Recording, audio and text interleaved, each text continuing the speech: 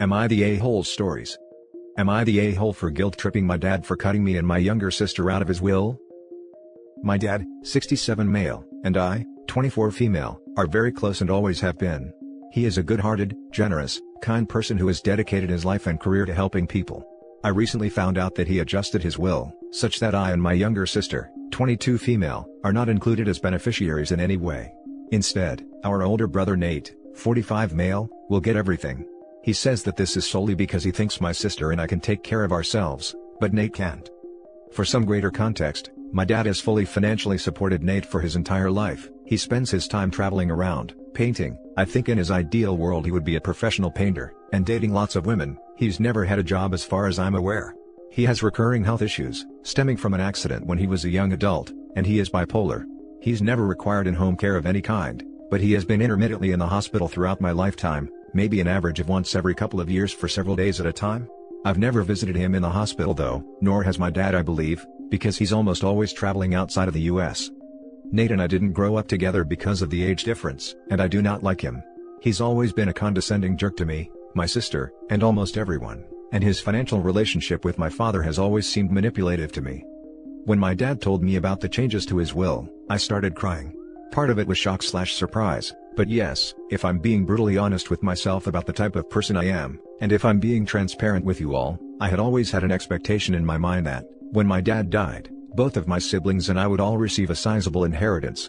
For context, as per Google, my dad would fall somewhat above upper middle class by US income standards, and it almost felt like an injustice that I had always been a great daughter and very close to my dad, but that I was being cut out of the will so that everything could go to my brother, who's always been kind of a jerk. So I cried. Then I asked my dad if we could stop talking about it. That was a few days ago, and we haven't talked since. My partner says I shouldn't be reacting this way, that I should call my dad and apologize for guilt-tripping him, just for wanting to take care of someone who needs it more than I do. I have a moderately successful career so far. For what it's worth, I'm not in any way planning to cut off contact with my dad, spend less time with him, or convince him to change his will back. I won't even bring it up. This is solely backward looking to whether I was an a-hole when I cried and shut down the conversation. I know I mentioned before, I'm really biased about Nate. So please give it to me straight if I'm clearly a greedy a-hole here. Now for the top comments. Not the a-hole, and honestly your dad does suck for cutting you and your sister out. Yes, it's his money, but your brother obviously just expects it from him. It's a slap in the face. I would reconsider my relationship with my father. I absolutely don't think it should all be about money with a parent. But this is such a kick in the teeth that I think maybe the only way to get across the unfairness of it, is by cutting him off in return. That, and maybe sending him a copy of King Lear to read, with Cordelia's parts underlined. Not the a-hole for your reaction. Who wouldn't be upset if they found out their parent cut them out of the will completely, in favor of someone else? Once you've both had time to calm down and process this, it may be a good idea to talk about it with Dad, if only to give you a chance to tell him how you feel, and why, about what he's done. Then you can move forward. I agree. You were the opposite of an a-hole. You had a perfectly reasonable response, and you cut off the conversation rather than say anything that you would be hurtful or that you would regret. Not the a-hole, and your father does not deserve you. Not the a-hole. If he really cared about Nate, he'd set up a dedicated insurance policy outside of his regular wealth to fund for his needs, not cut off the rest of his family. It would be cheaper too, than handing someone an estate to deal with. I was thinking this sort of trust. If Nate is not able to provide for himself, it may be very difficult for him to regulate it. Now for the next story. Am I the a-hole for moving in with my dad? Okay, I know the title sounds bad, but let me explain. This is also a throwaway because I don't know if my stepdad is on here for sure or not, and mobile. My parents separated when I, 17 female, was 4. They were never married. My mom married my stepdad Rick 5 years ago. Rick has a son who is 10. I'm frequently forced to watch him. My stepbrother is definitely the favored child, which I'm pretty used to, but this really hurt me. My and my stepbrother's birthdays are just a few days apart. My birthday was last week. My mom asked what I wanted, and since I know things are a little tighter around here than usual since Rick lost his job, I said French toast for breakfast, a small cake, and maybe a new sketch pad if she could swing it. On my birthday, I was woken up to Rick yelling to get my butt down for breakfast. My mom didn't feel like making French toast, and left out cereal instead. I was a little disappointed, but didn't bother saying anything, because I knew Rick would act like a jerk if I did. No cake, and we had Rick's favorite for dinner, which is something I really don't like, and the only acknowledgement I got that it was my birthday at all, was my mother telling me my birthday wasn't an excuse not to share, after my stepbrother pitched a fit that he couldn't have the mug brownie I made myself, since I didn't get a cake. Sunday was my stepbrother's birthday.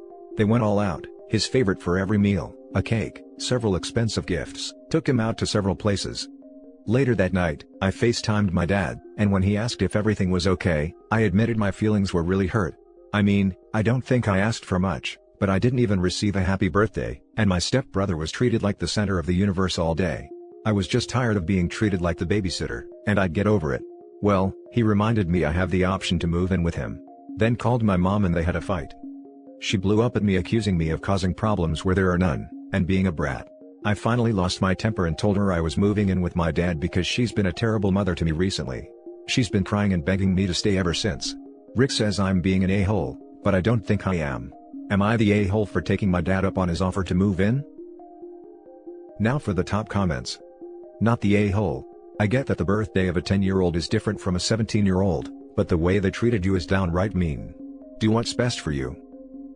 Thank you, I appreciate your words. It's not your fault, OP. It's an unfortunate fact that sometimes when parents get remarried, they decide that the new family is more important than the old one. Your mom and stepdad suck big time, and if things will be better with your dad, then that's what you should do. You didn't create drama out of nothing. Your mom neglected you in favor of her new family, and now she's upset that she's reaping the consequences of that choice. No, not the a-hole. Move in with your dad. Maybe with time, the relationship with your mom will improve. Your stepdad sounds like a jerk, plus older sisters/brothers don't mean free babysitting. Don't let your mom guilty trip you with her crying, just go to stay with your dad in a healthy environment. Thank you. Just for your info, if Rick calls you an a-hole to your face, for moving out, you shut him down with, F you, you're not my dad, Rick. Guarantee he'll shut his face then. Not the a-hole, happy belated birthday, and your mom and stepdad suck. The fact that your mom couldn't even make you a birthday breakfast, but could do literally everything for her stepchild, makes her an a-hole. Don't feel bad, move on and never look back, until your mom apologizes for the way that she treats you. Also, that crying is emotional manipulation, she's just trying to get you to feel bad. It's not like she actually feels bad. Thank you. Yes, she's done the crying to get me to change my mind in the past. I'm starting to see it for what it is. Now for the last story. Am I the a-hole for not wanting my stepsister to come live with me? I am 30 years old and working in London, while my dad is in Italy. My mum passed away some time ago, and my dad remarried recently with S. S already had a daughter, D from now on, 15 female. They are living together in a house owned by my grandfather from my mum's side. There was some bad blood between me and my dad, and his new family, so I took the decision of cutting ties and go my own way. In short, I used to have a room in the family house where I stayed for holidays. My room was given to D, and all my possessions were sold, without my approval, or moved. My dad and S told me to my face I was causing disturbance when they were trying to set a new family equilibrium. Anyhow, I wished them good luck and told them I will not bother them again. I have since moved on, decided I will settle in London permanently and never looked back. My dad contacted me yesterday, and we ended up catching up about our lives. After a while, he tells me that Dee has issues adapting to studying in Italy, and she's performing poorly. I know that the high school she goes to is notoriously one of the hardest we have in the city, so it's normal. Also, I don't see the surprise in this. You can't move a teenager from one country to another, and expect her to adapt at light speed. He then said that they were thinking about sending her to London to study for a year. There are programs in Italy that allow you to take a high school year abroad. He then dropped the bomb. They were planning to send her to live with me. He said that I am a good role model, I made it through med school and now I have a good job. Also, he said that with how much I earn, it won't be an issue to care of her, and that I should make myself useful as a big brother, as I contributed nothing to the family all these years, which is true, but neither did they with me. After some reflections I told him I won't host her or anything for the followings. 1. She's not my family, she's his family. He chose them, not me. 2. I don't want to care for another human being. I work a ton and have a social life, sometimes. 3. She's lousy. When I was in Italy, I spotted her sneaking a boy in the house for the night. I don't think she even cares about studying.